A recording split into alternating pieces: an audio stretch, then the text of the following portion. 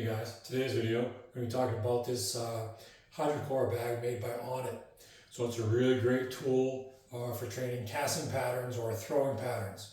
So throwing patterns are something that is really unique, only humans do it, right? So like wild animals, mammals, whatever, they can't do it. They can do the other things we do. They can run, they can jump, they can swim, they can climb, but they can't really do casting patterns. So they don't have the ability to use levers and tools. They can't swing hammers, they can't use shovels, they can't use axes, they can't throw spears, etc., all that stuff.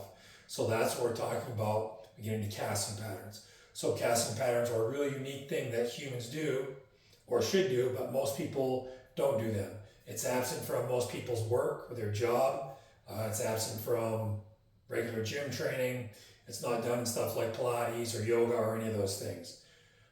Or most yoga, I should say. Some yoga does use, clubs and maces and that sort of thing, but for the most part, they do not. So anyway, this Hydrocore bag is a really unique tool to add variations to that.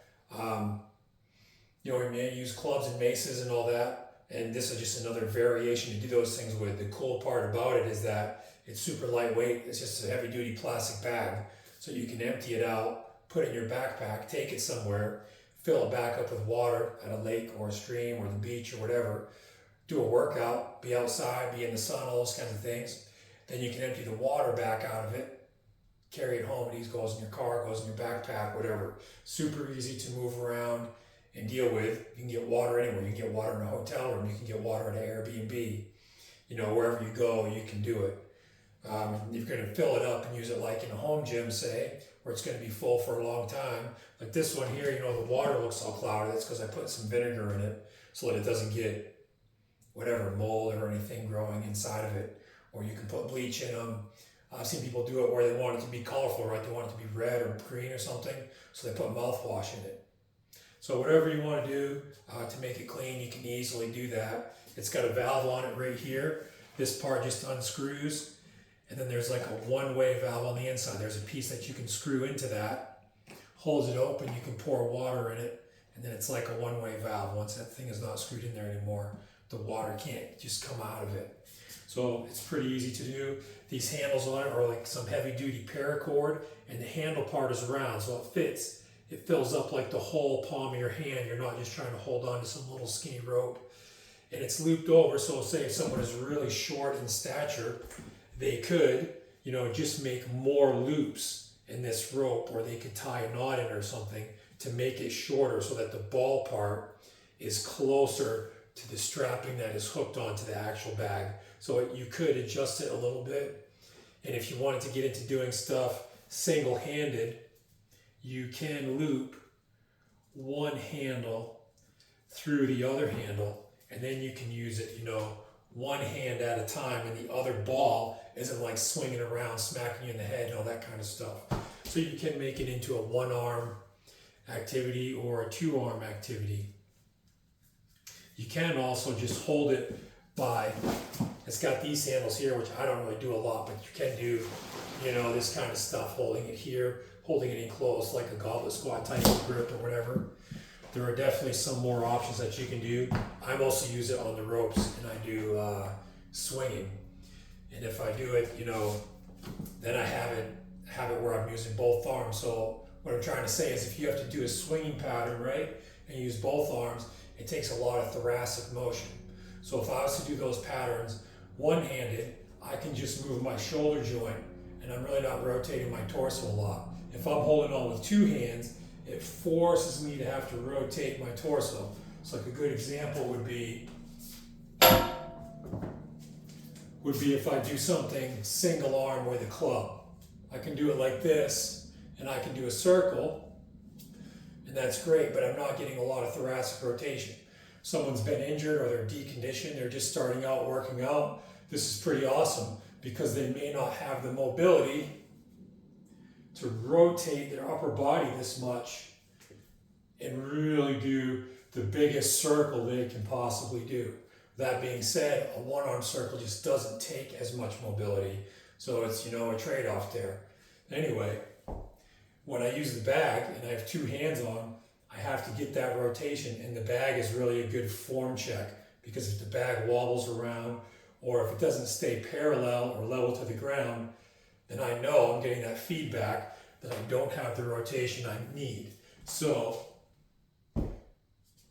what I'm trying to demonstrate or explain there is when I swing the bag, if the bag is parallel to the ground, when I swing it, I know that I'm getting full rotation, that this shoulder is back and this shoulder is forward, and my arms are even. So left shoulder back, right shoulder forward. And the bag is parallel to the ground at the top of the movement. If I don't do that, the bag won't be parallel. So if I'm doing something like this here, one hand could be higher than the other. I wouldn't be the same, left and right wouldn't be the same.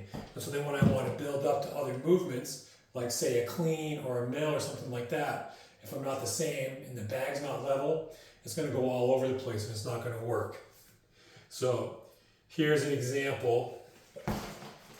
Here's an example of what I'm talking about here. If I was to do a clean, I want to rotate and catch the bag into me and absorb it. The bag needs to be parallel to the ground. If I'm doing this and I try to do a clean, it's not going to work. The bag's not going to be level. I'm going to be doing all kinds of stuff to try to catch the bag. Every time it's going to want to fall. But if I get my shoulders rotated, then I can catch the bag. So as you can see, the water sloshes around, which can make it demanding, but also it's soft. If I'm learning how to do cleans, it's not just say with a kettlebell, and the kettlebell smacking me in the wrist or smacking into my shoulder, obviously that's not going to be really comfortable. So for a beginner that's really getting into this stuff, this is a good option because you don't get beat to crap when you're learning how to catch it. So that's another great way to go. And then of course, when I have the length of the rope and plus the water going into the end of the bag, it's getting the center of mass of the bag really far away from me. So I need to counter that. So my core fires differently as the bag changes angles. The different parts of my core have to fire at different times. So there's like a timing and a sequence of when the muscle fibers contract, which again, you don't get from say crunches and sit-ups and planks and those things. That just isn't part of those exercises. So another huge benefit to this is the center of mass is always shifting and changing. And so what I'm learning to do that is I'm learning to brace my core like in a way that requires timing and synchronization. So I'll do a couple reps here again, say on that clean. What I'm really learning how to do is I'm learning how to absorb the impact of the bag. So you see my legs are flexing. I'm sitting back into my right leg when the bag is to my left. I go to my left leg, go to my right leg, go to my left leg, go to my right leg. So as the bag shifts around, I have to shift around. What I don't want to do is I don't want the bag to crash on me. So what I mean by that is I don't absorb and the bag just smacks into me. It's a really beginner way to do it. People don't understand. And so you see the bag goes way up and then it crashes. I want to avoid that. I want to meet the bag. So again, it takes skill, it takes timing. So to meet the bag, arms are up and absorb in. Up and absorb. So I start with straight arms and with bent arms. I'm also using my legs and hips to absorb the impact. So I would think of it, maybe another way to describe it is when we do things like clean and jerk and snatch, obviously we're catching those weights and we're squatting under. So this is a rotational version of clean and jerk and snatch. It's something you do just like weightlifting, where you build up over time, gradually you make things more complex, and that's what you can do with this. So to go from, that rotational swing and then a rotational clean, you can do the cleans where you alternate sides. You can go over your head, which would be like a mill pattern. And so I'll demonstrate a couple of those real quick. So I do an alternating clean. So I clean on my left, clean on my right, left. Or you can make it into like a low to high clean, rotate sides. Low to high clean, rotate sides. So again, you're shifting the mass of the bag around, and the way that you have to fire in your core and your hips is always changing.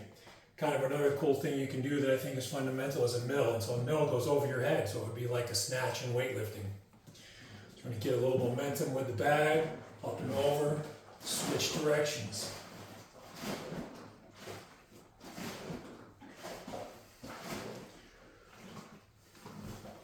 So again, we're talking about a lot of things going on. It's not just like crunches and sit-ups.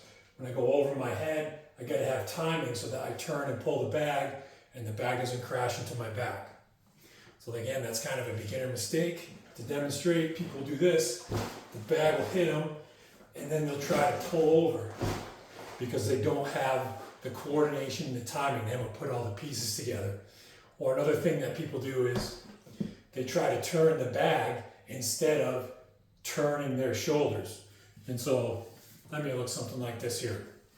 They try to go around their head and they can't figure out how to do that milling pattern. They try to swing the bag in a circle. The bag goes straight and your body is what's doing the rotation. So the bag goes straight up, rotate, straight up, rotate, straight up, rotate. But anyway, those are kind of, I think, the more basic or fundamental things that you can do with the Hydrocore.